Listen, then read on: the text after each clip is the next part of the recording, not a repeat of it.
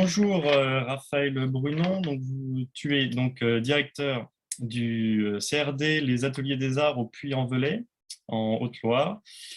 Et déjà pour commencer, est-ce que tu peux nous présenter rapidement ta structure, le nombre d'élèves, d'enseignants, les disciplines aussi enseignées? Bonjour Alexandre. Donc le CRD de la communauté d'agglomération du Puy-en-Velay, c'est une structure qui regroupe 1200 élèves environ chaque année, une soixantaine de professeurs, qui est aussi sur 3 lieux d'enseignement au Puy-en-Velay, à Rosières et à Vorey. Et c'est une structure qui a la particularité d'avoir comme enseignement à la fois le théâtre, la danse, la musique et les beaux-arts. Voilà. Alors, pourquoi avoir adhéré au réseau justement Art Connect? Bon, moi, ce qui m'intéressait beaucoup dans le réseau Art Connect, par l'intermédiaire de Marie-Aline, que j'avais eu l'occasion de rencontrer lors d'une conférence qu'elle avait donnée à Lyon, c'est de ne pas être seul, moi. Surtout, c'est ça. C'est-à-dire que c'est à la fois faire profiter de mes connaissances en tant que directeur, des outils qu'on avait testés, de ce qui marchait, de ce qui ne marchait pas, d'en faire profiter, et puis d'avoir aussi la connaissance d'autres outils. Parce que tout seul, c'est vraiment très, Ouais, très, très, très bien difficile. sûr. Enfin, c'était vraiment indispensable pour moi que j'y adhère en tant que directeur, mais que surtout la structure y adhère, et faire comprendre aux enseignants, parce que ça, c'est le plus difficile, mais je comprends Ouais. bien la difficulté, c'est que souvent, tout ce qui est numérique, ça sert pour les cours à distance. Mais du Oui, coup, avec toute la période Covid, il y a toujours des a priori. Et puis, je comprends aussi la lassitude de certains et dire, bon, non, on ne veut plus en entendre parler. Mais pour moi, ce n'est pas ça. Bon, au début, il y a 10 ans, je ne pensais pas spécialement encore à distance. C'était vraiment l'apport, les outils pédagogiques que ça allait apporter à la fois aux profs, aux élèves.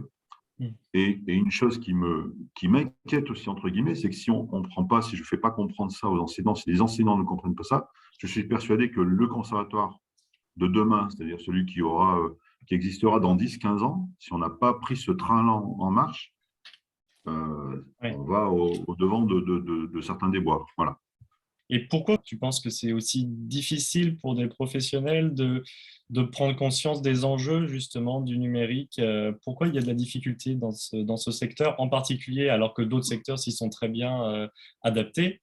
Et pourquoi Et là, il y a ça peine, à ton avis? la difficulté principale, c'est que l'artistique, c'est vraiment de l'humain. Donc, dès qu'on dit on va prendre un objet en dehors de l'instrument, là, si je parle au niveau de la musique, mais c'est des fois encore bien plus difficile pour le théâtre, la danse. Si on prend un objet qui va enlever de l'humain, en fait, c'est ça l'échange, et c'est toute la crainte de beaucoup de Oui, gens. oui.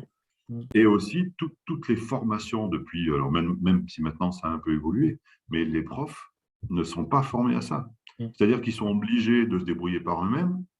On met du matériel à disposition, mais en général, c'est eux souvent qui se l'achètent, ils s'achètent leur instrument. Ça fait beaucoup de choses, en fait. Oui, Et ils ont l'habitude, c'est-à-dire que les cours ont lieu, on a une certaine habitude, une façon d'appréhender son instrument. L'instrument, c'est très tactile, c'est très particulier, c'est de l'artisanat, en fait. oui. Et donc, le numérique peut faire peur et ça demande aussi beaucoup de changements par rapport aux habitudes de cours. Mm. Voilà. Mais justement, Donc, sur c'est ce manque de compliqué. formation, l'utilité du réseau, elle est peut-être là Ah aussi. bah, bien C'est sûr, l'accompagnement. elle est indispensable. Ouais. Indispensable. Je vois euh, les webinaires, par exemple, là, je les ai proposés à mes enseignants en leur disant, mais c'est hyper important, même si vous avez peur, au moins ayez la curiosité d'aller voir ce qui se passe et que peut-être certains outils vont vous permettre de débloquer certaines problématiques de vos pédagogies que vous avez depuis des années et des années. Bien sûr. Si je prends mon exemple, je suis aussi professeur de formation musicale. Bon, je vais t'avouer que dans mes cours habituellement, et puis alors la période Covid a été très compliquée, mais c'est pas facile de changer sa façon de faire les cours. Mais il y a des outils qui nous parlent, où on voit leurs limites.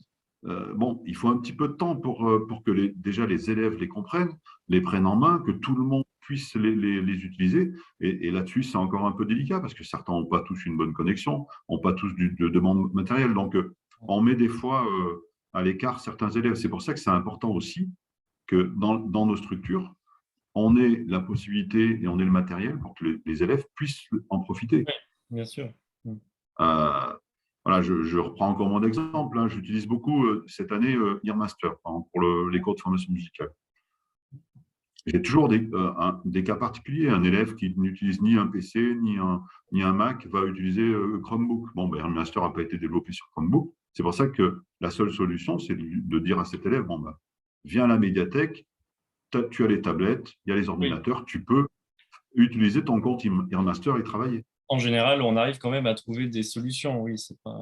Mais un jour, je pense qu'un jour, tout le monde aura un minimum de matériel. En plus, ça se fait de plus en plus avec les smartphones C'est et une ça, oui. connexion. Donc, Puis les applications sont de plus en plus accessibles sur des voilà. simples smartphones de toute façon. Donc voilà, on en arrive à. Ouais. Il y a 10 ans, quand j'avais fait acheter les tablettes au conservatoire, bon, la réponse des profs, c'était c'est super, bon, il y a plein de. Mais qui a des tablettes? Et qui a une tablette Apple en plus? Donc, il y avait tout ça Oui, aussi. voilà. Mais Ouais. c'est Mais de plus en plus facile. oui, bien sûr. Voilà. Et puis, de toute façon, les startups se rendent bien compte qu'il faut diversifier les supports et les systèmes Ah d'exploitation pour bah, que ce soit plus ouais. accessible de toute façon. Oui.